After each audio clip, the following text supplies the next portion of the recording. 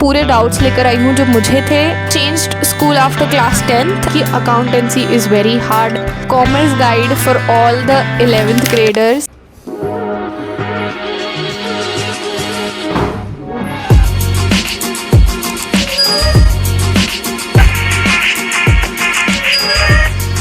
Hi guys, welcome or welcome back to my YouTube channel. My name is Arya and you guys are watching Arya Unfiltered. This video is going to be the commerce guide for all my juniors 11th graders who are willing to take commerce as their stream or have already took commerce. तो actually commerce is a very versatile stream, application based होता है यहाँ पर सब कुछ। In today's video में पूरे doubts लेकर आई हूँ जो मुझे थे while I was in 11th। Newly जब मैं 11th क्लास में आई थी तो मुझे बहुत सारे डाउट्स थे एंड कोई था नहीं गाइड करने को, but I am here your big sister. Firstly, why to choose commerce. बहुत सारे लोगों के पास यही एक रीज़न होता है कि साइंस तो बहुत ज़्यादा डिफ़िकल्ट है, मुझसे होगी नहीं, ह्यूमैनिटीज़ मुझे लेनी नहीं, तो इसलिए कॉमर्स ले लो। कॉमर्स इज़ मतलब नॉट एट ऑल ईजी। आपके अंडरस्टैंडिंग के बेस डिपेंड करता है कि आपको कॉमर्स कैसी लगेगी। तो कॉमर्स एक बहुत ज़्यादा वर्सेटाइल स्ट्रीम है। मेरे क्लास 10th में 91% आए थे एंड सब लोगों ने मुझसे एक्सपेक्ट करा था कि that I could choose science, मतलब मैं साइंस लूँगी। टू बी ऑनेस्ट 10th के स्टार्टिंग में भी मेरा यही डिसीजन था कि मुझे साइंस लेनी है, PCM या PCB। आफ्टर दैट मुझे ऐसा लगा कि मुझे अब फिज़िक्स वगैरह में इतना इंटरेस्ट नहीं आ रहा है एंड SST तो दूर दूर तक कोई भी चांस नहीं था। तो मैंने सोचा कि कॉमर्स ही एक ऐसा सब्जेक्ट है जो मुझे, मतलब मैथ्स से मुझे प्यार था, इसलिए मैंने कॉमर्स ले ली। इसमें full of numbers, accountancy, eco, ऐसा नहीं है कि मैथ्स से छुटकारा पाना है इसलिए कॉमर्स ले लो, because commerce has numbers only. Accountancy में नंबर्स हैं, इको में भी आपको नंबर्स के साथ ही खेलना है। How to choose commerce, like what are the two ways to choose commerce? So there are two ways, with maths and without maths. So actually हुआ क्या था that I was planning to take with maths commerce, like applied maths, because commerce students के लिए applied ही होती है। applied और core में मैं थोड़ा सा डिफरेंस बता देती हूँ।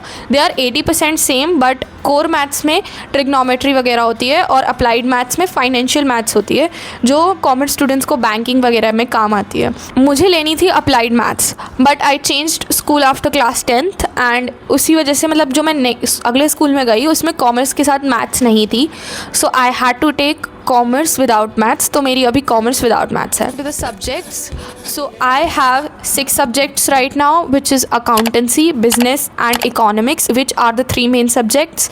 Then on the next 3 subjects we have English, informatic practices and physical activity trainer. तो PAT, IP एंड इंग्लिश तो मेन सब्जेक्ट होता ही है सारी स्ट्रीम्स में। Now let's understand each and every subject deeply. तो सबसे पहले हम स्टार्ट करते हैं अकाउंटेंसी से। सो अगर आप लोगों ने यूट्यूब वीडियोस थोड़े बहुत देख लिए होंगे तो बहुत सारे लोगों ने आपको वार्न किया होगा कि अकाउंटेंसी इज़ वेरी हार्ड।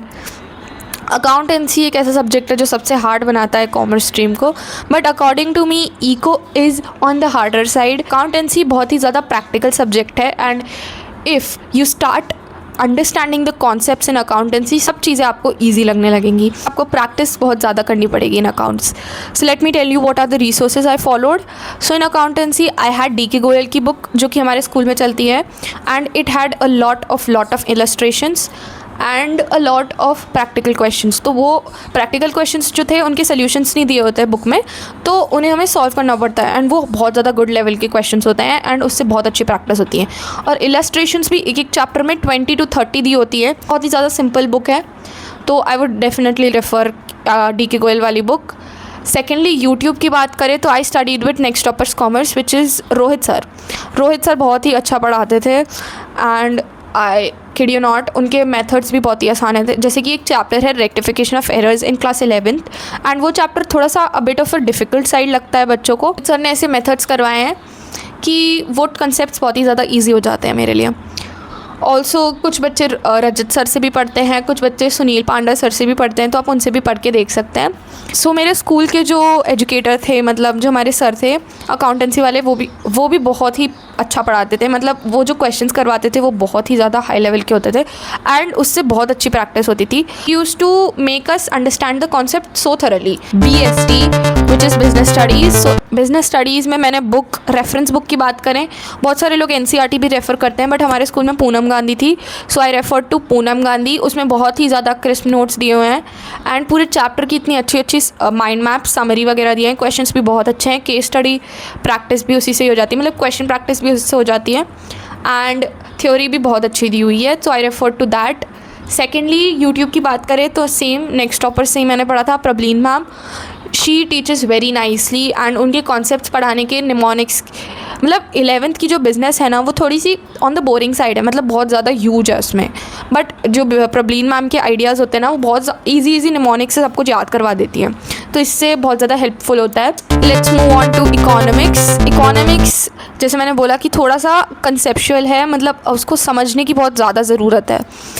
जो 11th की इकोनॉमिक्स है which is not at all Palampur वाली इकोनॉमिक्स, उसमें आपको बहुत ज़्यादा कंसेप्चुअल देखना पड़ेगा, डिमांड, सप्लाई, प्रोडक्शन फंक्शन, बहुत सारी ऐसी चीज़ें हैं जो आप लोगों को बहुत ज़्यादा रटनी नहीं है, समझ के अच्छे से अप्लाई करनी है। पूरा प्रैक्टिकल सब्जेक्ट है वो भी। स्टैटिस्टिक्स, उसकी 2 पार्ट्स हैं, माइक्रो इकोनॉमिक्स एंड स्टैटिस्टिक्स। तो स्टैटिस्टिक्स में आपको थोड़ा सा थ्योरी पार्ट एंड बाकी प्रैक्टिकल रहेगा आपका। मीड मोड मीडियन जो आप लोगों ने क्लास 10th मैथ्स में भी निकाला है वैसा ही फॉर्मूला है, उसमें सॉल्विंग का पार्ट रहेगा ज़्यादातर। फॉर्मूलाज आपको मेमोराइज़ करके अप्लाई करने होंगे। माइक्रो इकोनॉमिक्स थ्योरी है, तो माइक्रो इकोनॉमिक्स में आपको याद करना पड़ेगा और थोड़ा सा समझना पड़ेगा। टीचर की बात करें तो आई स्टडीड फ्रॉम सानिध्य सर, नेक्स्ट टॉपर्स अगेन, वो बहुत ही ज़्यादा अच्छा पढ़ाते हैं, like I kid you not, उनके क्वेश्चंस भी बहुत अच्छे होते हैं। एंड स्कूल में हमें सर इतना कुछ ठीक ठाक ही पढ़ाते थे, मतलब, तो इसलिए मैंने सानिध्य सर से पढ़ा था। इंग्लिश में मैंने पढ़ा था विथ एनसीईआरटी ओनली। दोनों हमारी 2 बुक्स हैं, हॉर्नबिल एंड स्नैपशॉट। हॉर्नबिल में आपके पोएम और प्रोज होते हैं एंड स्नैपशॉट में आपकी स्टोरीज़ होती हैं। तो 11th की जो स्टोरीज़ है वो बहुत ज़्यादा ही, मतलब ऐसी हैं, कुछ स्टोरीज़ ऐसी है कि बहुत ज़्यादा बोरिंग है, जैसे सिल्क रोड हो गई, एडवेंचर, ये वाली जो स्टोरीज़ है वो थोड़ी सी बोरिंग है। 11th की जो इंग्लिश है उसकी स्टोरीज़ इंटरेस्टिंग तो हैं, बट कुछ कुछ थोड़ी सी बोरिंग साइड पर भी है, आपको पढ़ना तो पड़ेगा ही, वैसे आपके सिलेबस में है वो। मैंने मैग्नोलिया मैम की मैराथन्स देखी थी लास्ट में, बट लेक्चर्स नहीं देखे थे, और हमारी जो स्कूल वाली मैम थी वही बहुत अच्छा पढ़ाती थी, तो मैंने उनसे ही रेफ़र करा था, और घर आके मैं बस एनसीईआरटी रीडिंग करती थी। रेफरेंस बुक मेरे पास कोई भी नहीं थी इंग्लिश के लिए। नेक्स्ट आईपी की बात करें तो आईपी में हमारे जो स्कूल वाले सर थे वही बहुत अच्छा पढ़ाते थे, हमें बिल्कुल प्रैक्टिकल भी करवाते थे एट द सेम टाइम, तो वो बहुत ज़्यादा हेल्पफुल थे। मैंने यूट्यूब में से यूथ एएफ एक चैनल है, मैं उसकी लिंक डिस्क्रिप्शन में दे दूँगी, तो वो भी एक चैनल मुझे हेल्पफुल था इन क्लास 11th, एंड उससे मैंने एसक्यूएल एंड पाइथन के लेक्चर्स देखे थे। पी की बात करूँ तो थोड़ा सा आपको याद करना पड़ेगा कोड्स वगैरह, एंड अगर आपको एक बार अप्लाई करना आ गया तो आप आसानी से कर लोगे। एसक्यूएल में थोड़ा सा समझने का है, समझ लिया एक बार बहुत अच्छे से आ जाएगा। मेरे पास कोई भी बुक नहीं थी, मतलब आईपी की, हमारे सर ने बहुत ही ज़्यादा अच्छे नोट्स लिखवाए थे एंड मैंने उसी से पढ़ा था एग्ज़ाम टाइम में, and I scored a 93 on 100। So PAT physical activity trainer, इसमें भी हमारे स्कूल वाले सर तो इतना कुछ पढ़ाते नहीं थे, उन्होंने हमें एक 2 PDFs प्रोवाइड करवाए थे एनसीईआरटी के, विच वाज एक तो बुक पीएटी की बुक का PDF था, और एक हमारा जो दूसरा कम्युनिकेशन स्किल्स और वो वाला जो पार्ट होता है वो वाले पार्ट का था। तो वो 10 मार्क्स का पार्ट होता है, 40 मार्क्स का थ्योरी मेन बुक का था, तो हमने एनसीईआरटी से ही पढ़ा था। और बाकी मैंने एक चैनल रेफ़र करा था FOC क्लासेस, तो वो उसके आप लोग एक 1 शॉट देख लोगे, वही इनफ है, बुक रीड करने की बिल्कुल ज़रूरत नहीं है। So that's it guys, that's pretty much about this video, and मैंने बहुत सारे क्वेश्चंस लेकर इस वीडियो में पुट करे हैं, एंड इवन इफ़ मैंने कुछ चीज़ें अगर कवर नहीं करी हैं इस वीडियो में तो आप लोग अपने डाउट्स कमेंट्स में बता सकते हो, I would love to clear them. And that's it. If you guys want any other videos, so you can comment down. Bye bye. Make sure to subscribe.